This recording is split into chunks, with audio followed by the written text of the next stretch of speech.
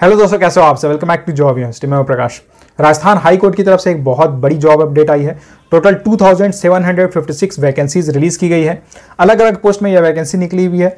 Junior judicial assistant, junior assistant and clerk grade 2 यानी कि LDC के पोस्ट में वैकेंसी निकली हुई है।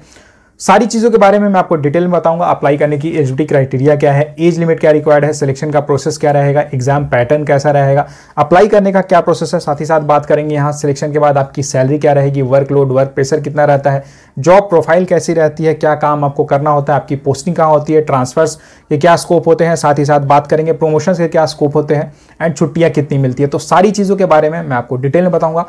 वीडियो को एंड तक देखना, आपकी सारी क्वेरीज इस जॉब के रिगार्डिंग क्लियर हो जाएगी। लेकिन वीडियो शुरू से पहले अगर आप इस चैनल पर नए हो तो चैनल को सब्सक्राइब जरूर कर लेना एंड बेल आइकन प्रेस करके ऑल सिलेक्ट कर देना, ताकि गवर्नमेंट जॉब से रिलेटेड सारी इंफॉर्मेशन आपको टाइमली मिलती रहे। चलिए सबसे पहले बात करते हैं वैकेंसी के बारे में। तो डिस्ट्रिक्ट कोर्ट्स में क्लर्क ग्रेड 2 के पोस्ट में वैकेंसी रिलीज की गई है। क्लर्क ग्रेड 2 नॉन टीएसपी में टोटल 1985 वैकेंसी है एंड क्लर्क ग्रेड 2 टीएसपी में टोटल 69 वैकेंसी रिलीज की गई है।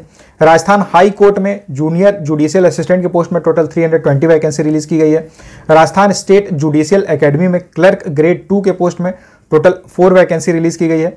इसके बाद स्टेट लीगल सर्विस अथॉरिटी में टोटल जूनियर असिस्टेंट के पोस्ट में टोटल 18 वैकेंसी रिलीज की गई है। और डिस्ट्रिक्ट लेवल सर्विस अथॉरिटी में जूनियर असिस्टेंट नॉन टीएसपी में 343 वैकेंसी है एंड जूनियर असिस्टेंट टीएसपी में टोटल 17 वैकेंसी है। यानी कि टोटल 2756 वैकेंसीज रिलीज की गई है। यानी कि बहुत बड़ी अपॉर्चुनिटी आपके लिए यहाँ पे आई है राजस्थान हाई कोर्ट की तरफ से। यहाँ ऑल इंडिया कैंडिडेट्स अप्लाई करने के लिए एलिजिबल है, मेल फीमेल दोनों ही अप्लाई करने के लिए एलिजिबल है। एलिजिबिलिटी क्राइटेरिया की बात करें तो अगर आपने ग्रेजुएशन किया हुआ है किसी भी स्ट्रीम में और आपको कंप्यूटर की नॉलेज है तो आप यहाँ अप्लाई कर सकते हो। अप्लाई करने की मिनिमम एज 18 ईयर्स है एंड मैक्सिमम 40 ईयर्स है। और अगर आप कैटेगरी में आते हो तो आपको एज में रिलैक्सेशन मिलेगा। सबसे पहले बात करते हैं सैलरी की। तो तीनों ही पोस्ट क्लेरिकल लेवल की पोस्ट है। सिलेक्शन के बाद आपको 2 ईयर्स की ट्रेनिंग करनी होती है, जो आपका प्रोबेशन पीरियड भी रहता है 2 ईयर्स का। एंड प्रोबेशन पीरियड के टाइम में आप एज प्रोबेशनर ट्रेनी वर्क करोगे और उस समय आपकी मंथली सैलरी फिक्स्ड रहती है 14,600। इसके बाद यानी कि जब प्रोबेशन पीरियड आपका कंप्लीट हो जाएगा 2 ईयर्स का, इसके बाद आपको लेवल 5 का पे स्केल मिलेगा। तो आपकी बेसिक पे 20,800 हो जाएगी एंड आपकी monthly in hand salary 35,000 to 40,000 रहेगी। यानी कि बहुत बड़ी अपॉर्चुनिटी आपको यहाँ मिल रही है राजस्थान हाई कोर्ट की तरफ से। सिलेक्शन प्रोसेस की बात करें तो पहले आपको एक रिटन टेस्ट देना होगा। रिटन टेस्ट क्लियर करने के बाद आपको एक टाइपिंग टेस्ट देना होगा एंड उसे क्लियर करने के बाद आपको डॉक्यूमेंट वेरिफिकेशन के लिए कॉल किया जाएगा। यानी कि मेनली यहाँ 2 स्टेजेस में आपका एग्जाम होने वाला है। रिटन टेस्ट की बात करें तो हिंदी, इंग्लिश एंड जीके से क्वेश्चंस पूछे जाएंगे। हर सेक्शन से 50-50 क्वेश्चंस पूछे जाएंगे एंड हर सेक्शन 100 मार्क्स का रहेगा।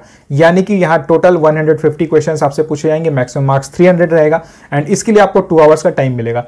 इसी के साथ आपको एक कंप्यूटर टेस्ट भी देना होगा। कंप्यूटर टेस्ट 100 मार्क्स का होगा, जिसमें कंप्यूटर में Hindi typing as well as English typing दोनों आपको आनी चाहिए। दोनों की स्पीड टेस्ट ली जाएगी और 25 मार्क्स का आपका टेस्ट होगा हिंदी टाइपिंग, 25 मार्क्स की आपकी टेस्ट होगी इंग्लिश टाइपिंग एंड इसके लिए आपको 5 मिनट्स का टाइम मिलेगा। यानी कि हिंदी एंड इंग्लिश दोनों के लिए 5 मिनट्स आपको टाइम मिलेगा।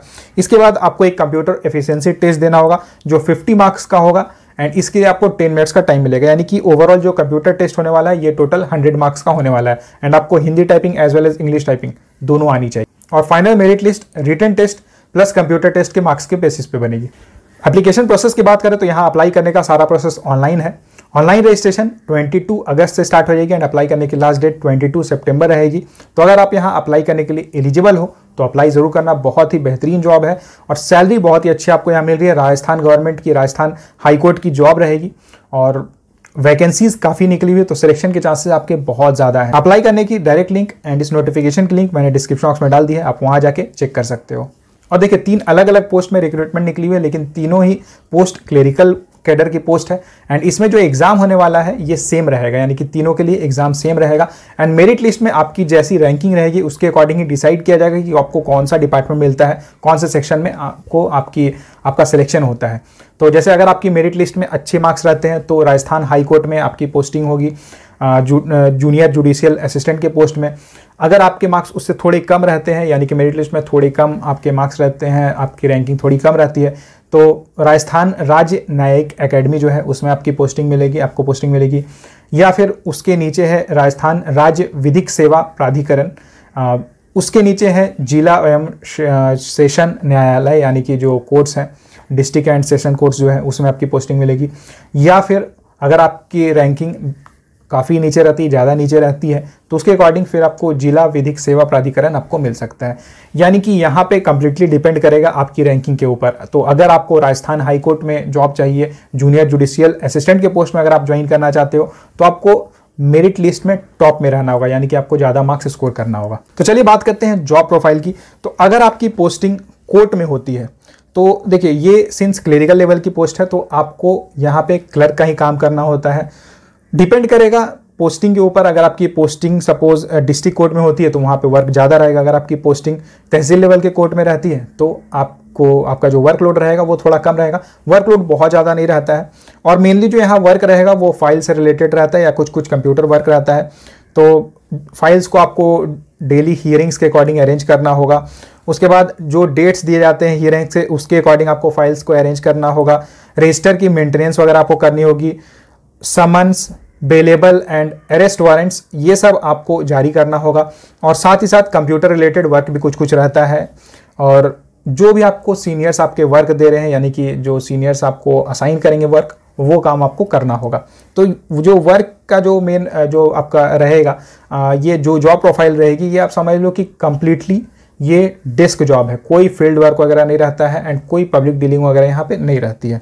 ऑफिस टाइमिंग की बात करें तो 10 to 5 आपकी जॉब रहेगी।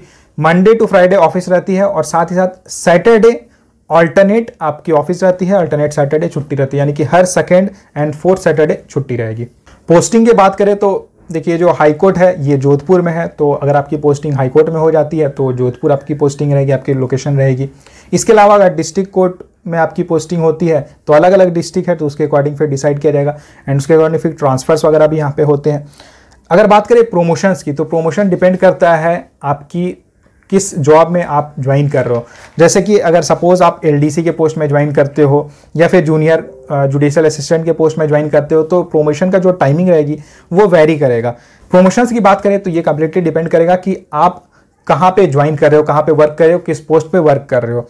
जैसे अगर आपकी पोस्टिंग हाई कोर्ट में हो जाती है तो हाई कोर्ट में जो प्रमोशंस होते हैं ये काफ़ी फास्ट होते हैं एंड बहुत जल्द आप बड़े पोस्ट तक जा सकते हो। लेकिन वहीं अगर आपकी पोस्टिंग सबऑर्डिनेट कोर्स वगैरह में होती है तो वहाँ पे जो प्रमोशंस होते हैं वो काफ़ी स्लो होते हैं।